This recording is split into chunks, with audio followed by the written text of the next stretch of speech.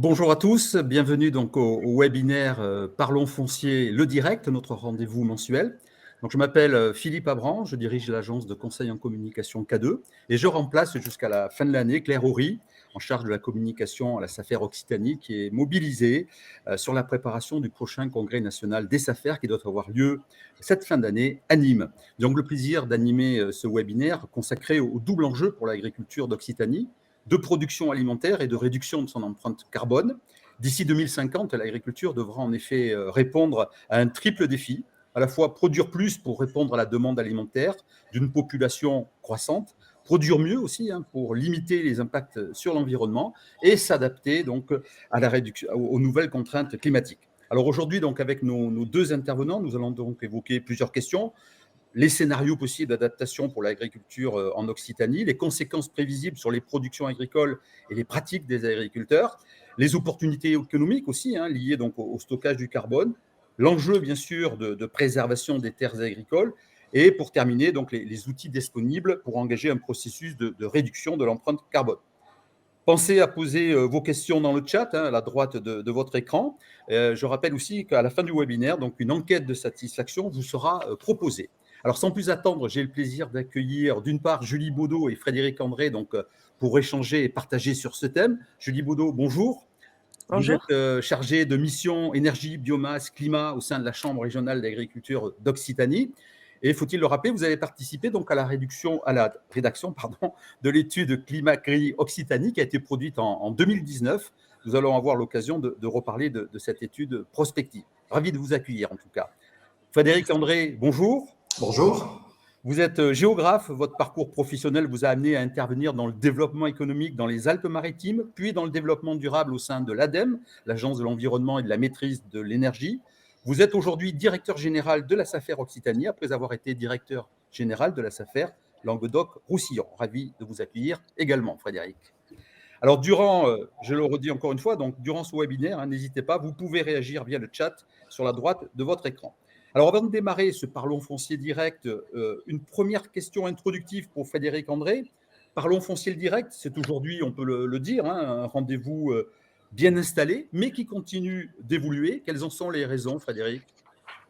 Bien, Philippe, c'est une belle réussite et une satisfaction pour notre entreprise.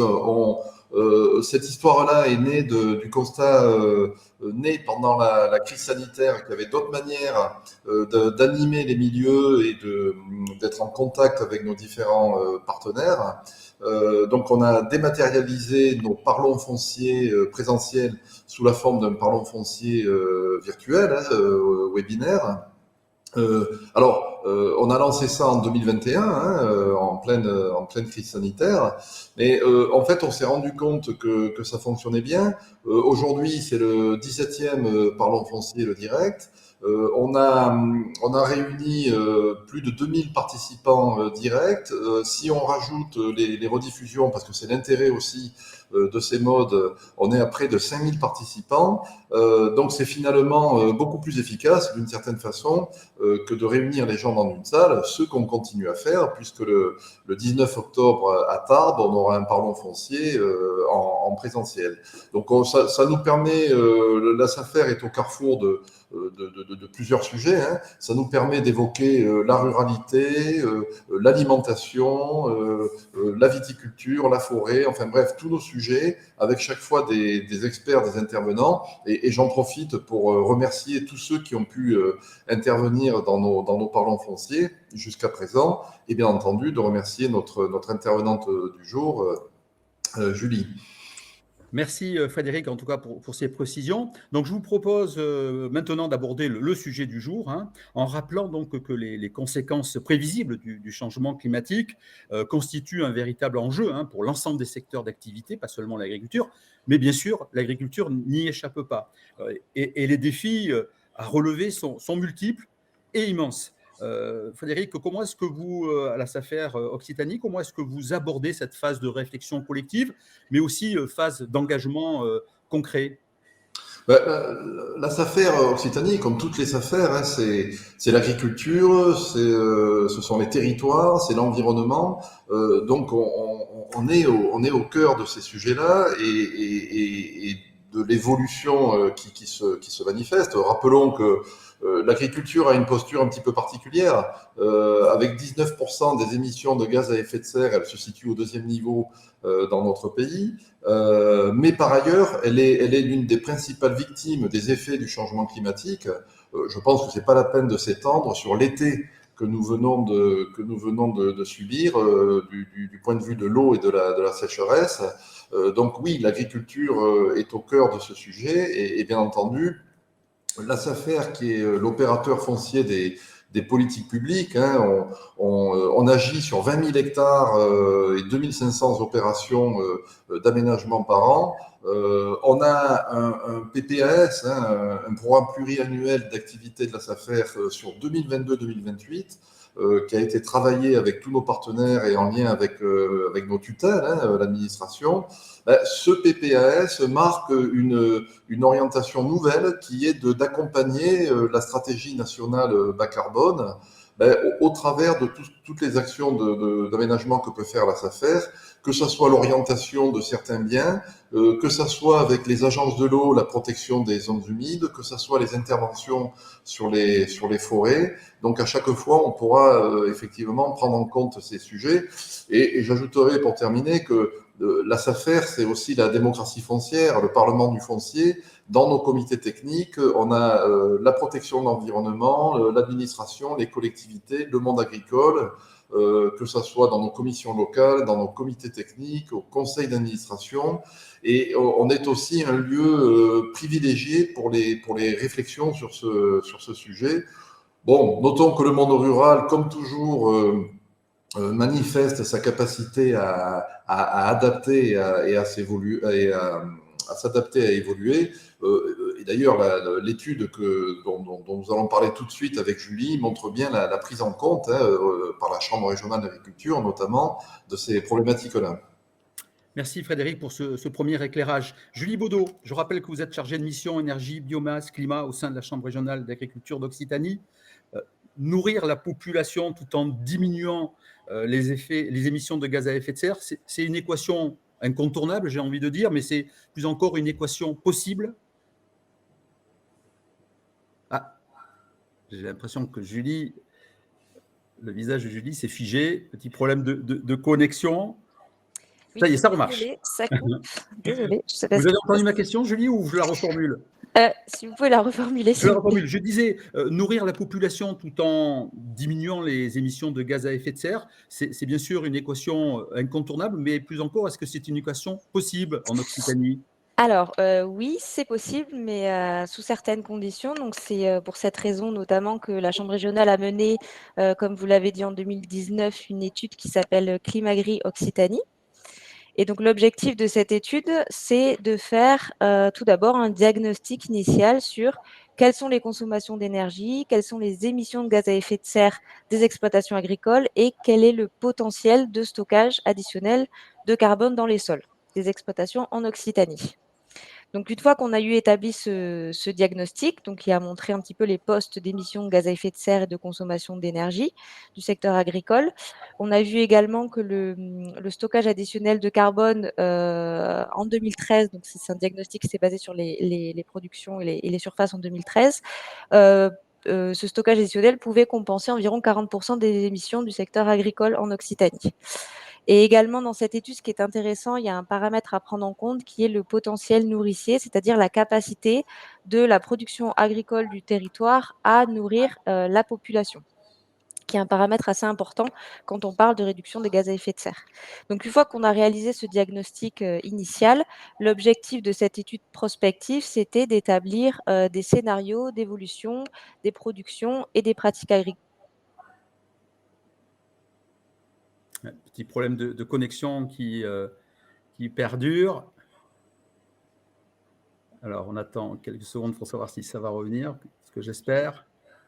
Pendant ce temps, Philippe, on peut signaler que vous avez dans la droite la barre de chat et notamment le lien vers le lien vers l'étude dont nous parle Tout à Julie. fait, tout à fait.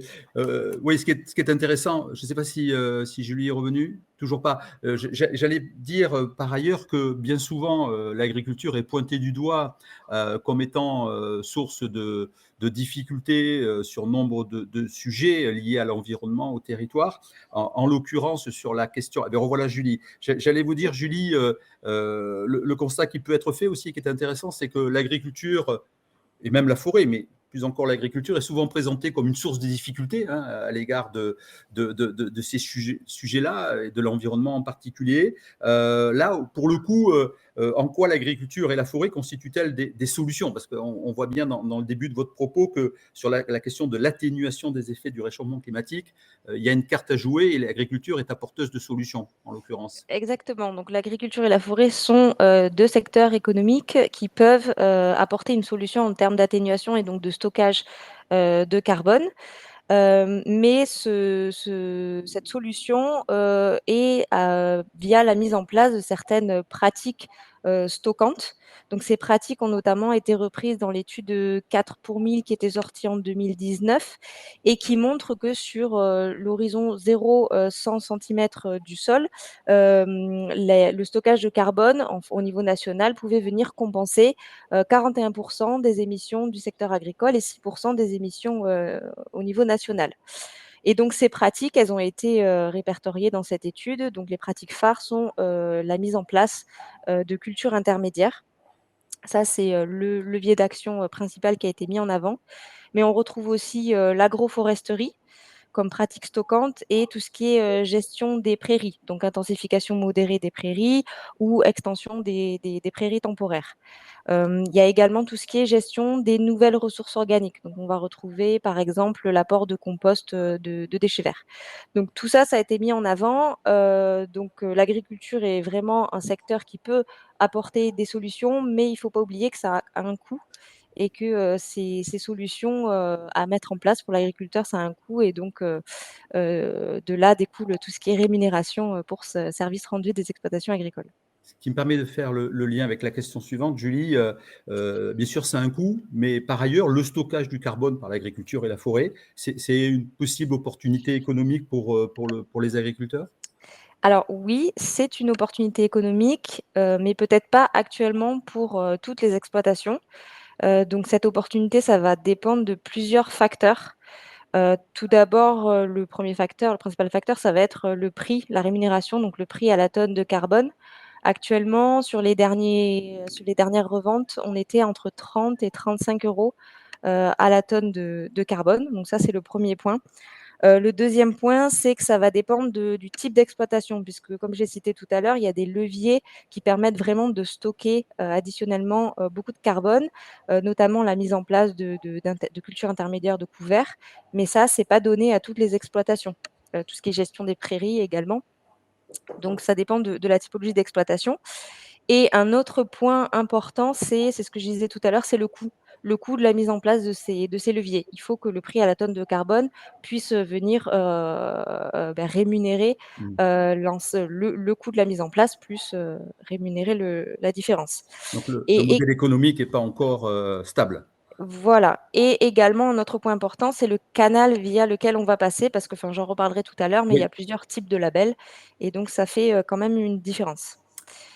Julie, je reviens et je rappelle à nos auditeurs qu'il faut penser à poser vos questions dans le chat. Je reviens sur l'étude de Climagré Occitanie, dont je rappelle que vous pouvez télécharger le document via la barre de chat, vous avez le lien. Vous évoquiez tout à l'heure, avant qu'on soit coupé, les scénarios possibles. Quels sont ces scénarios très rapidement et parmi les différents scénarios, quel est celui que vous privilégiez, j'ai envie de dire? Oui, alors donc on a établi, j'ai pas eu le temps de finir du coup mes 4 scénarios.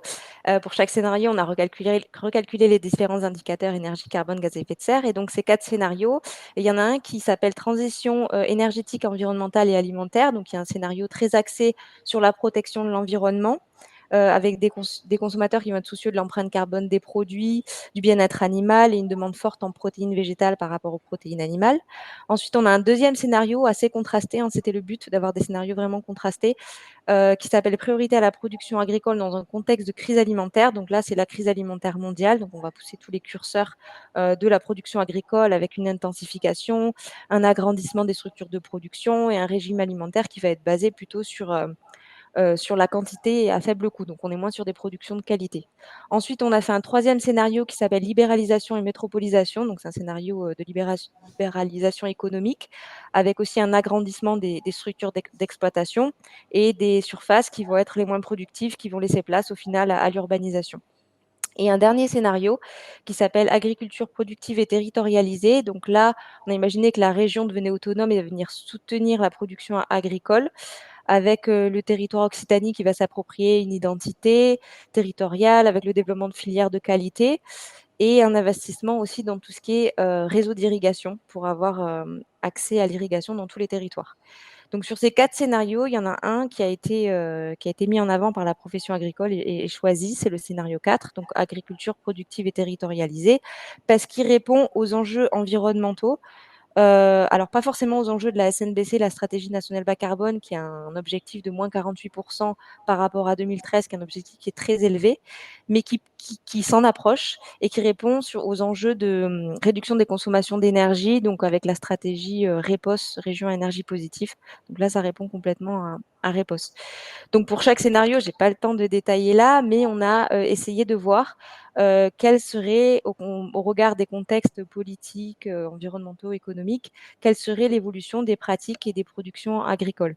Et dans le scénario 4, on a mis justement en avant différents leviers qui permettent à l'agriculture de s'adapter, de réduire ses émissions de gaz à effet de serre, mais aussi une politique forte en matière de stockage additionnel de carbone. Donc, je ne sais pas, est-ce que j'ai le temps de détailler les leviers d'adaptation? Vous pouvez, il nous reste 1 à 2 minutes sur le Ok, sujet. Le scénario 4 étant le plus équilibré finalement, hein, des 4 scénarios peut-être. voilà, c'est un scénario qui répond vraiment à garder Mmh. une production agricole dynamique dans les territoires, mais qui répond aussi aux enjeux environnementaux, même si ça ne respecte pas non plus les objectifs de la stratégie nationale bas carbone. Donc les leviers qui ont été mis en avant, c'est le premier levier transversal, c'est sécuriser et développer l'irrigation, qui est incontournable si on veut conserver la production agricole dans tous les territoires. Ensuite, le levier fort sur le stockage de carbone, c'est développer l'agriculture de conservation des sols, mais aussi le système de 3 cultures en 2 ans, donc insérer une culture à graines récoltées entre 2 cultures principales. On a également comme levier fort tout ce qui est optimiser la gestion des systèmes fourragers avec la gestion des prairies, la recherche de l'autonomie alimentaire et puis développer les productions de qualité et les circuits de proximité.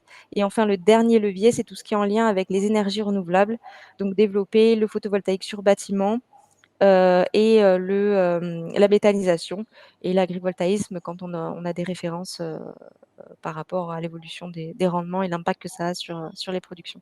Donc les voies et les démarches de progrès sont identifiées à travers ce scénario 4. J'imagine que tout ça va se mettre progressivement en marche, si ce n'est pas déjà le cas, et que les chambres d'agriculture, notamment, donc, vont accompagner ces démarches de progrès pour aller vers de la concrétisation. Voilà. Alors, issu de ces leviers, il y a des groupes de travail qui avaient été faits pour voir quelles sont un peu les clés, enfin les besoins pour aller plus loin, pour mettre en place ces différents leviers.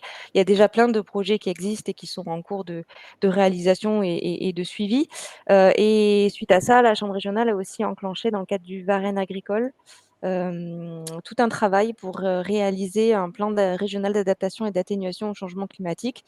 Donc il y a des feuilles de route qui sont en train d'être écrites, notamment revues par les comités d'orientation et qui seront présentées d'ici la fin de l'année si on tient le timing pour enclencher, pour aller plus rapidement vers ce type d'action d'atténuation et d'adaptation au changement climatique. Merci Julie pour tous ces éclairages. Pensez à poser vos questions dans le chat. Frédéric André, directeur général de la SAFER Occitanie, je reviens vers vous. Je vous propose de s'arrêter un instant sur le lien entre gestion du foncier, votre domaine de prédilection, et réduction de l'empreinte carbone. Si j'ai bien compris, hein, à travers les propos de Julie, la préservation des terres agricoles et la lutte contre leur artificialisation constituent aussi des objectifs importants sur ces enjeux carbone et souveraineté alimentaire.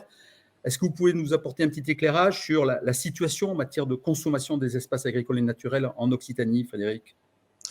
Oui, Philippe. Alors, d'abord rappeler que finalement, la préservation des terres agricoles, c'est la raison d'être de la SAFER, hein. Et je voudrais aussi préciser quelque chose, parce que je vais évoquer quelques chiffres qui pourraient laisser penser que la SAFER fait mal son travail. Mais il faut rappeler que donc nous ne sommes pas responsables du changement de destination des sols. Hein, comme je l'ai dit, nous sommes opérateurs des politiques publiques. Et donc, et si je dis ça, ce n'est pas du tout pour jeter la pierre aux élus qui ont cette responsabilité-là, mais tout simplement, il faut avoir en tête aussi qu'une région comme Occitanie, c'est 150 000 habitants de plus par an. 50 000 habitants de plus par an, c'est l'équivalent de la ville d'Albi chaque année.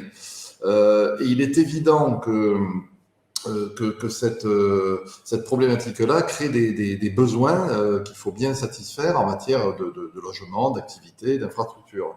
Donc, la situation est donc difficile à ce niveau-là en Occitanie.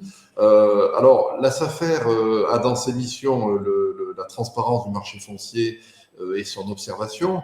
Vous le savez sans doute, par la loi, les notaires envoient aux SAFER les notifications d'intention d'aliéner sur les marchés de la SAFER. Donc en Occitanie, c'est près de 50 000 notifications de projets de vente qui nous sont adressées par les notaires. Ça nous donne une puissance extraordinaire en matière de connaissances et d'observation. Et je dirais qu'on a rassemblé tout ça dans un outil qui s'appelle Vigifoncier, qui est un véritable, je dirais, outil d'intelligence foncière qui nous permet à la fois de gérer les mouvements du foncier avec notamment les collectivités, mais aussi d'avoir une fonction d'observation.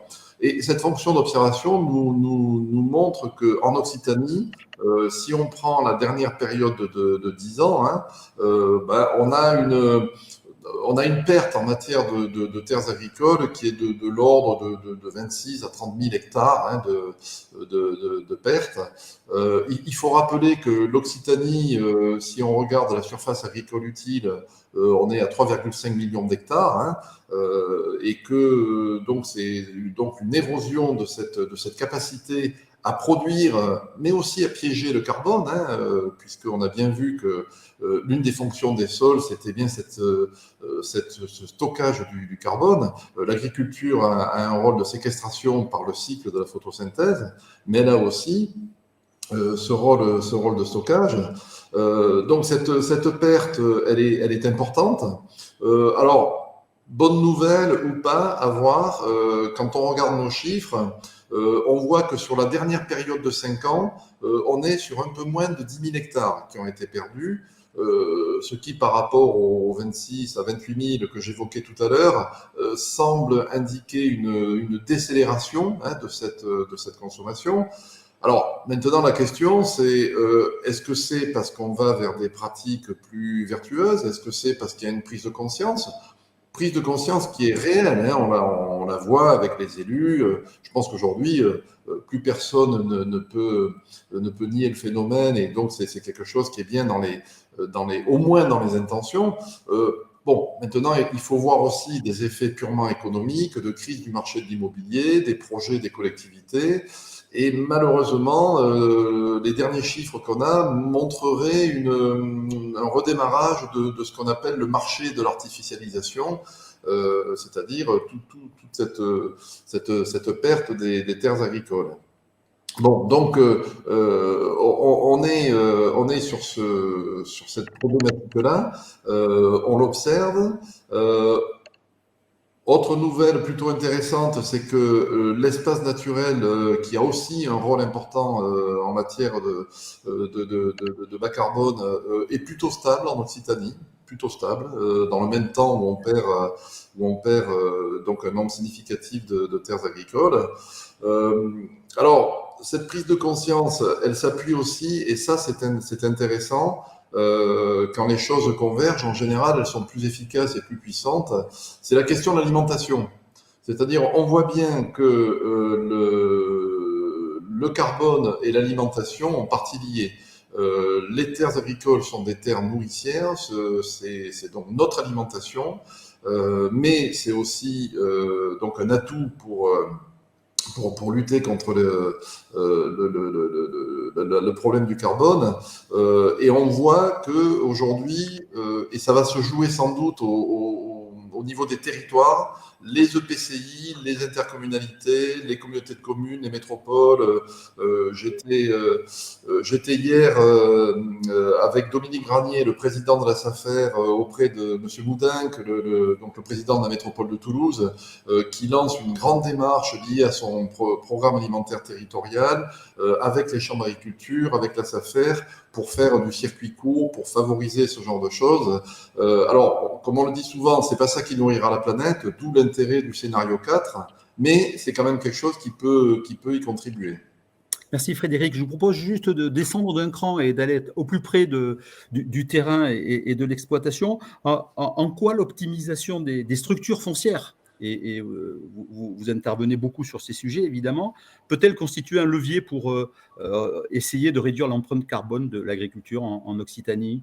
Alors, pour la SAFER, préserver les sols, c'est donc agir sur le carbone, faire le travail qui est le travail, je dirais séculaire presque, hein, de la SAFER, et agir sur la structure des exploitations agricoles, agir sur le foncier, c'est agir sur les émissions de gaz à effet de serre. Pourquoi ? Parce que finalement, les vieilles méthodes des années 60 sont d'actualité par rapport à des enjeux d'aujourd'hui. Rassembler une exploitation agricole, c'est la rendre à la fois plus viable, plus performante économiquement, mais aussi plus performante environnementalement. Pourquoi ? Parce qu'on limite de manière assez considérable le déplacement des machines, des tracteurs, des moissonneuses. Et donc, tout le travail au quotidien que la SAFER fait de remembrement, d'aménagement, d'échange parcellaire, vise par contre-coup à limiter ces émissions de gaz à effet de serre. Très rapidement, Frédéric, parce qu'on n'est pas très loin du terme de ce webinaire. Pensez à poser vos questions dans le chat d'ailleurs. On a parlé de l'agriculture. La forêt en Occitanie, c'est pas quantité négligeable. Il y a un rôle à jouer. Comment est-ce que la SAFER se positionne pour essayer d'accompagner ce secteur d'activité ? Ben c'est un sujet clé, bien sûr. Là, je parlais tout à l'heure de la surface agricole utile. Si on regarde la forêt, c'est 2,5 millions d'hectares en Occitanie. D'ailleurs, si on ajoute les surfaces agricoles utiles et la forêt, on se rend compte qu'on est à environ 6 millions d'hectares, soit 82% finalement de la superficie de la région. Donc la forêt, c'est un levier d'action important. Julie l'a évoqué. Par des pratiques d'agroforesterie, on peut lutter plus efficacement sur le stockage du carbone. Donc, la forêt, c'est un secteur sur lequel la SAFER intervient. Alors, soit pour je dirais la restructuration là aussi des exploitations forestières. Hein, je ne rentre pas dans les détails, mais c'est un marché particulier avec un émiettement considérable de la propriété. Mais on agit aussi sur la transmission de massifs et on est également acteur direct puisque la SAFER est propriétaire forestier au travers de sa participation à des groupements forestiers. Donc, on agit aussi sur ce levier-là. Et il faut dire qu'un département comme la Lozère, c'est plus de 50% du territoire qui est forestier. Hein. Merci Frédéric pour toutes ces précisions. Julie Baudot, donc chargée de mission à la Chambre régionale d'agriculture. On l'évoquait au début de notre propos, le marché carbone constitue probablement une opportunité économique. En tout cas, elle est émergente aujourd'hui pour les agriculteurs. Est-ce que vous pouvez dire 2 mots sur comment le marché s'organise et comment les agriculteurs peuvent-ils s'y positionner concrètement ? Oui. Alors, déjà, il faut savoir qu'il existe 2 marchés. Il y a le marché volontaire et le marché obligatoire. Donc le marché obligatoire, c'était issu des protocoles de Kyoto. Donc c'est vraiment à différencier du marché volontaire. Et donc quand on parle de crédit carbone revendu par les agriculteurs, on se positionne sur le marché volontaire. Donc il n'y a pas de quotas qui sont générés par les pouvoirs publics. Ça va être un marché non réglementé avec un prix qui va être fixé de gré à gré. Donc ça, c'est un point important. Et donc, la création de ce marché volontaire, un petit peu en parallèle du marché obligatoire, a donné lieu à la création de différents labels. au niveau européen et notamment en France, il y a eu la création en 2018 du label bas carbone qui vise à certifier des crédits carbone français.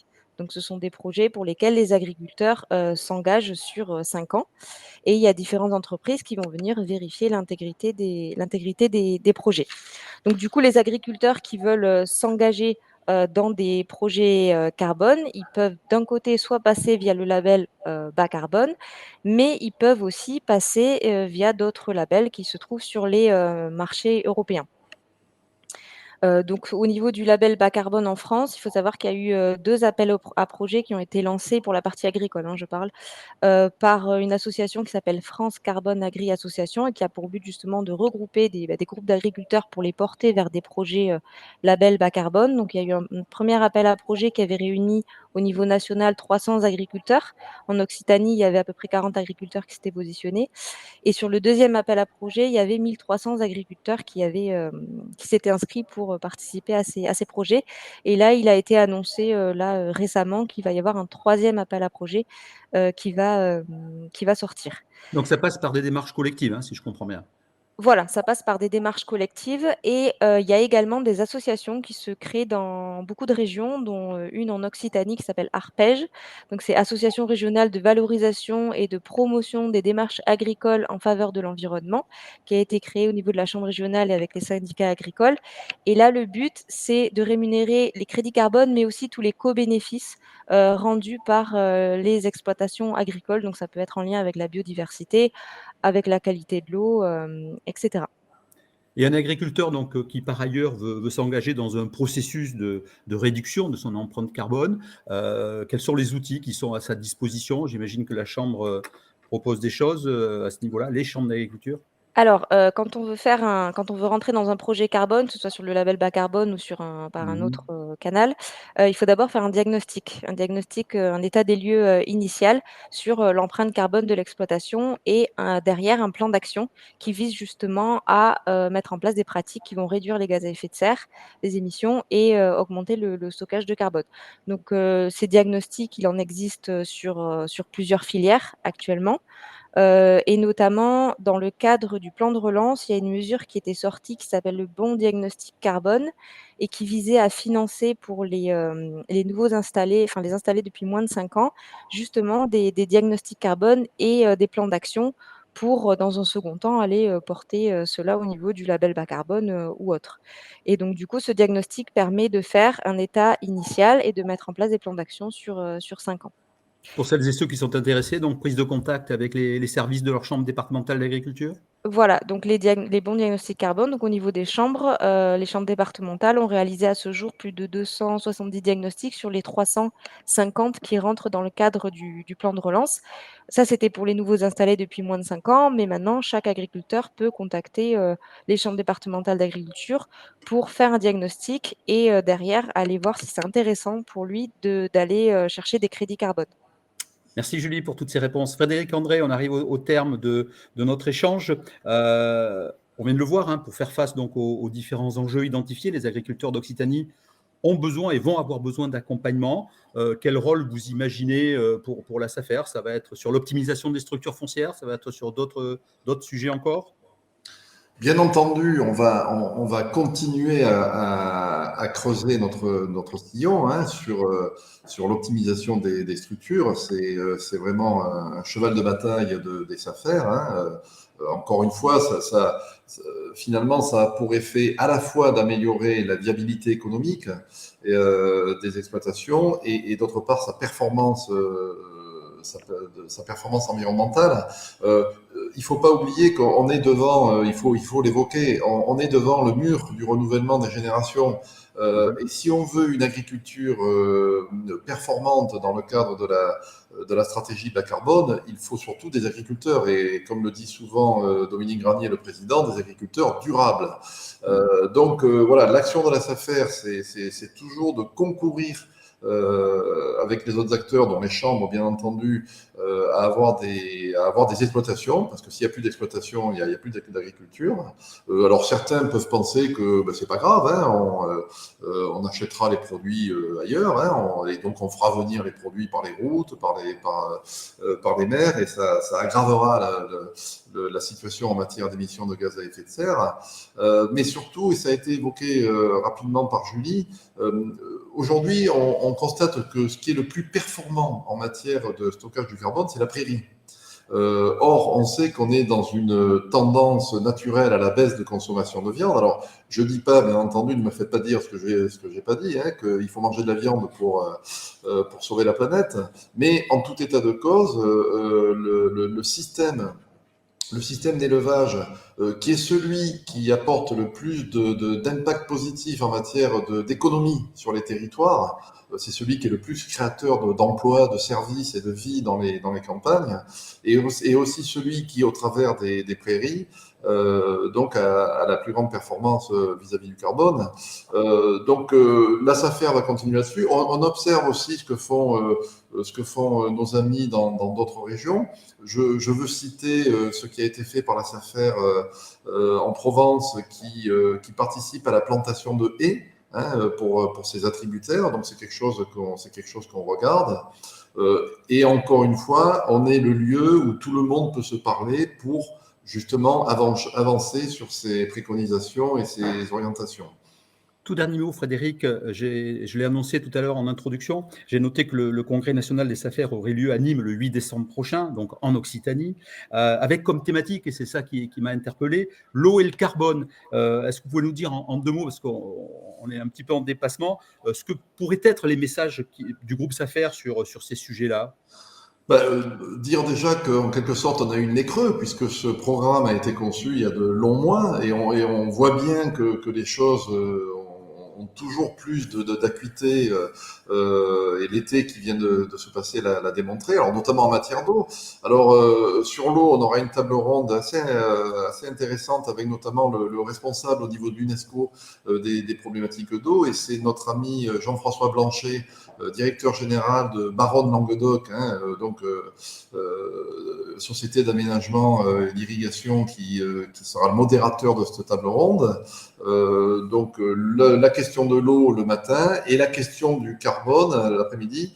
Et on reviendra notamment lors de ce congrès sur tout ce qui a été évoqué par Julie, sur les systèmes de compensation, de quotas et de rémunération de l'apport des agriculteurs, avec l'association qui vient de voir le jour au niveau national avec les chambres d'agriculture. Hein. Merci Frédéric pour cette dernière réponse. Je vous propose qu'on prenne dans le temps devant nous quelques questions ici du chat, avec donc une première question peut-être à l'adresse de Julie. Est-ce qu'il y aura une communication publique plus ample que celle qui a déjà été développée pour parler de cette étude Climagri Occitanie qui est très instructive, mais qui a une terminologie assez technique, on va dire, hein. Oui, voilà, en effet, il faut plus de temps pour rentrer dans les détails.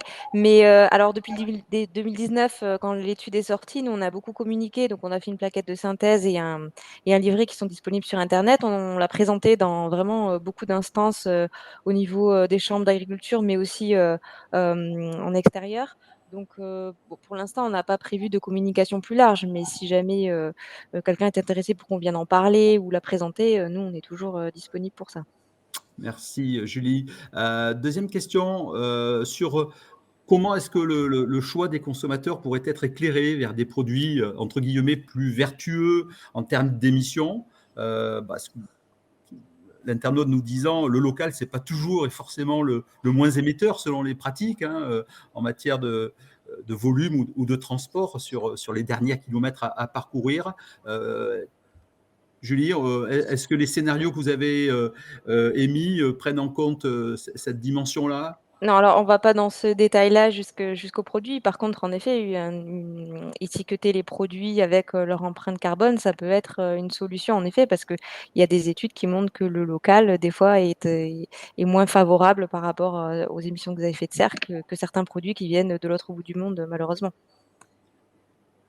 Autre question, nous avons beaucoup parlé du carbone, hein, du CO2, mais les émissions de gaz à effet de serre issues de l'agriculture sont majoritairement le méthane, voilà, aux effets néfastes, hein, et supérieurs peut-être à ceux du CO2 lui-même, le protoxyde d'azote également.